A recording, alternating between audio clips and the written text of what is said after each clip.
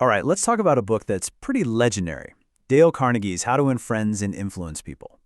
We're going to distill it down to 5 huge lessons you can literally start using the second this is over. So let me ask you something. Have you ever been in an argument and you won? You had the facts, you were totally right, but you kind of lost the person? The whole vibe just gets icy. What's the actual cost of being right? That's exactly where we're going to start.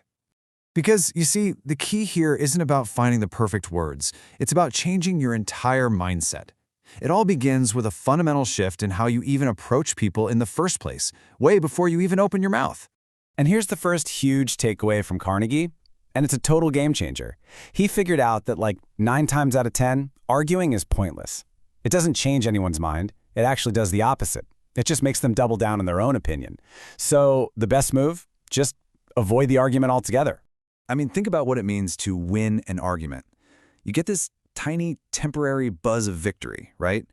But at what cost? You've probably crushed the other person's pride, made them feel small. So yeah, you won the battle, but you absolutely lost the war for that relationship. Okay, so if we're avoiding arguments, what do we do instead? Let's get into the practical side of this. This is how that mindset helps you actually get people to cooperate with you. All right, this next one is going to feel weird, but trust me on this. The absolute fastest way to end a conversation is to just flat out tell someone you're wrong.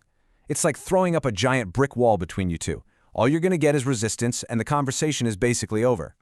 So the book tells this great little story. You've got Wayne, a wood chopper, and his customer Carl, who's a builder.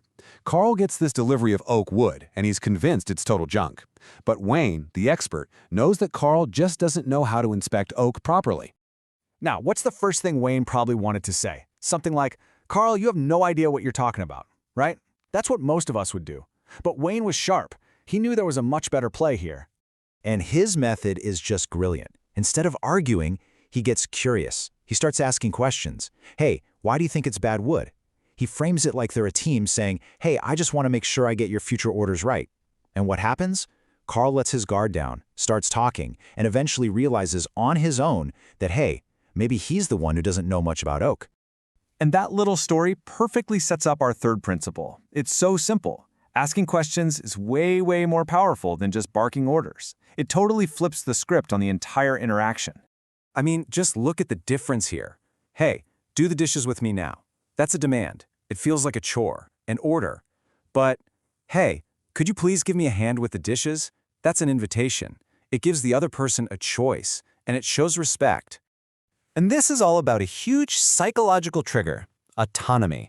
People want to feel like they're in control, that they have a choice. When you give them that feeling, they don't just cooperate, they want to cooperate. You're not pushing them, you're pulling them in. Okay, so we're building this foundation of cooperation. Now, let's get a little more personal. How do we create a real, genuine connection? This next one, it's so simple you might overlook it, but its power is just massive. Seriously, think about it for a second. What's the sweetest sound in the world to you? It's your own name. When someone remembers your name and uses it, they're basically saying, I see you, you matter. It's such a basic form of respect, and it's probably the most underused superpower in human interaction. Even Andrew Carnegie, the huge industrialist, knew this as a kid. The story goes, he had these pet rabbits, but no food for them. So what did he do? He went to the neighborhood kids and made them a deal. Bring food for my rabbits, and I'll name one after you. You can guess what happened. It worked like magic. And he used that exact same trick in the world of big business. He was trying to merge with a rival, a guy named Pullman. Instead of fighting over whose name would be on the door, what did Carnegie do? He suggested they call the new company the Pullman Palace Car Company. By putting Pullman's name first, he made his rival feel incredibly important. And boom, deal done. All right, we're at our final lesson. And according to the book, if you forget everything else we've talked about today, remember this one.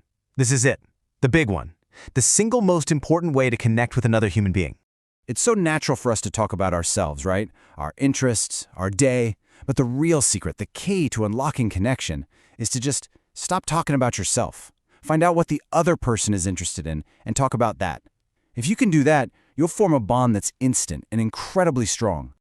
There's a perfect example of this in the book. The author just asked this person, Amy, so what do you like to do for fun? And look at this, she just lit up. Music, dancing, reading, pets. The list goes on. It's proof of a very simple idea.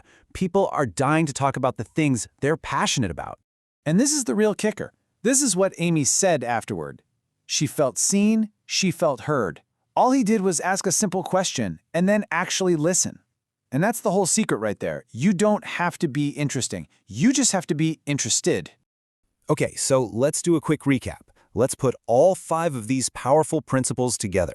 Okay, number 1, just avoid arguments. 2, don't ever say you're wrong.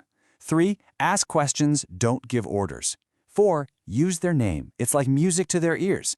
And number 5, talk about what they care about. You put these all together and you have a solid blueprint for building way better relationships.